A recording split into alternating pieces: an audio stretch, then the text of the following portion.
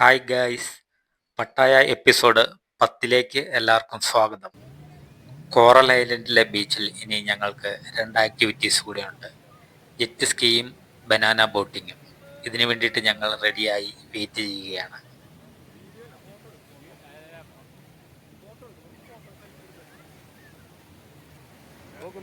Jet സ്കീക്ക് വേണ്ടിയിട്ട് ഞങ്ങൾ റെഡിയാവുകയാണ്.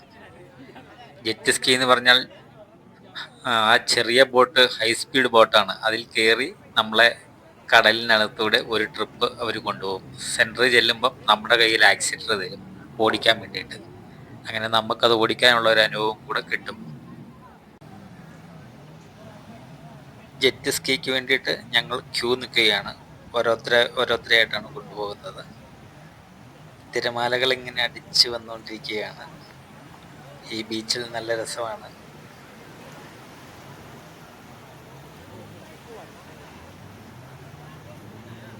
ഞങ്ങളുടെ വീഡിയോ എടുക്കുന്നത് എൻ്റെ സുഹൃത്താണ്. വീഡിയോയിലേക്ക് നോക്കാൻ പറഞ്ഞ് ഞങ്ങളെ വിളിക്കുന്നുണ്ട്. ഞങ്ങൾക്കുള്ള ബോട്ട് നോക്കി ഞങ്ങൾ ഇവിടെ വെയിറ്റ് ചെയ്യുകയാണ്.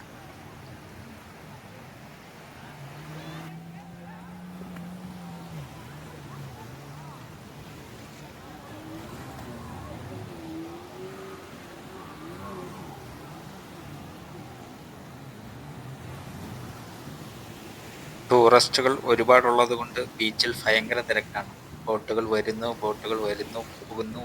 പോകുന്നു.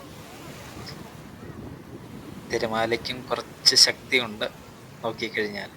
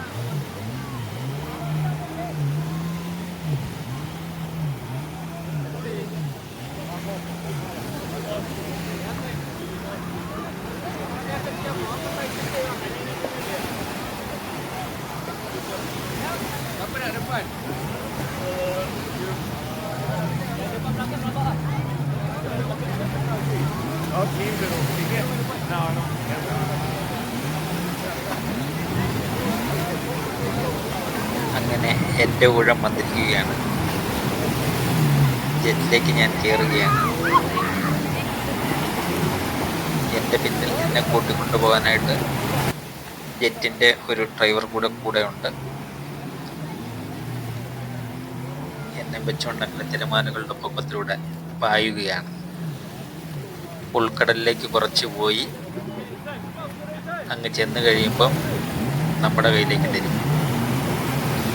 ഓടിച്ച അനുഭവം എങ്ങനെയായിരുന്നു എന്ന് ചോദിച്ചു കഴിഞ്ഞാൽ, തിരമാല വന്നടിക്കുമ്പോഴത്തേക്കും പാറയുടെ പൊക്കത്തിലേക്ക് ചെറിയ ബോട്ട് പോയി ഓരോ തിരമാലയിലേക്ക് ചാടുന്നത്.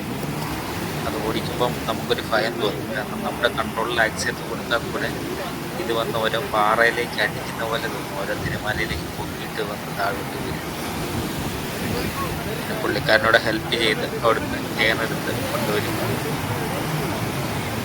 വളരെ രസകരമായൊരു അനുഭവമാണ്.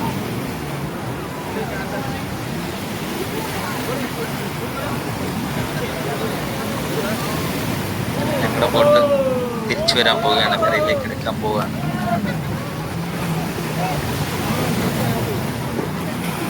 വരുന്നു അടിച്ച് തിരമാലകൾ ചീറിക്കാൻ വരുന്നു.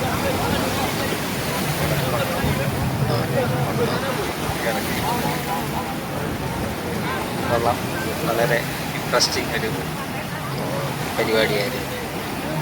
ജെറ്റ് സ്കീ ലൈഫിൽ ആദ്യമായിട്ടാണ് ചെയ്യുന്നത്. തീർച്ചയായിട്ടും നിങ്ങൾക്ക് ഒരു അവസരം കിട്ടിയാൽ പരീക്ഷിക്കുക. ഇതാണ് ബനാന ബോട്ട്.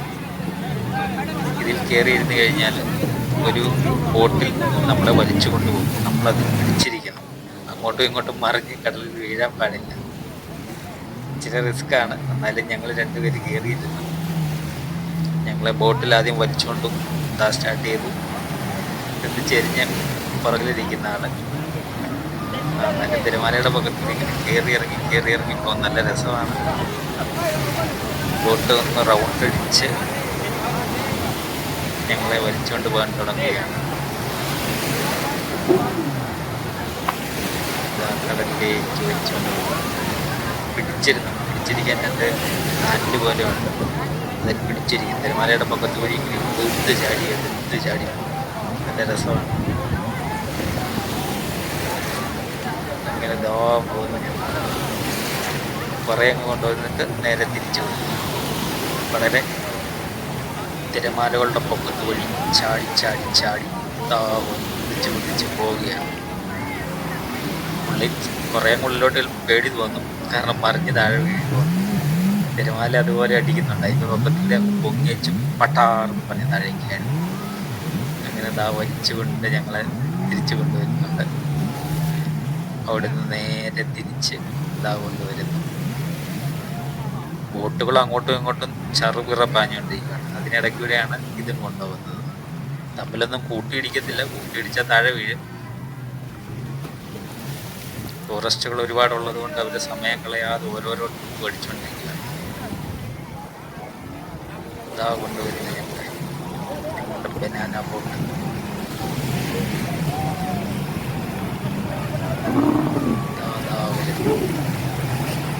വളച്ച് രസമായിരുന്നു. ഇതൊക്കെ വളരെ രസമായിരുന്നു.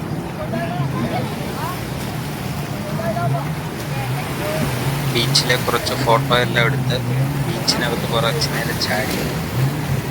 ഇനിയുള്ള കാഴ്ചകൾ ഇവിടെ അവസാനിക്കുന്നില്ല. പട്ടായയിലെ അതിമനോഹരമായ കാഴ്ചകൾ ഇനിയുമുണ്ട്. ഇനി ഞങ്ങൾ തിരിച്ച് ഞങ്ങളെ പിക്കപ്പ് ചെയ്ത പോയിന്റിലേക്ക് പോവുകയാണ്. 11ാം വോളിയം ഉടൻ തന്നെ പുറത്തിറങ്ങും. അതിനുവേണ്ടി പ്രതീക്ഷിച്ചിരിക്കുക. കുറച്ച് വിദേശികളൊക്കെ വന്ന് ടൂറിസ്റ്റ് ഇവിടെ ഇരിപ്പുണ്ട്.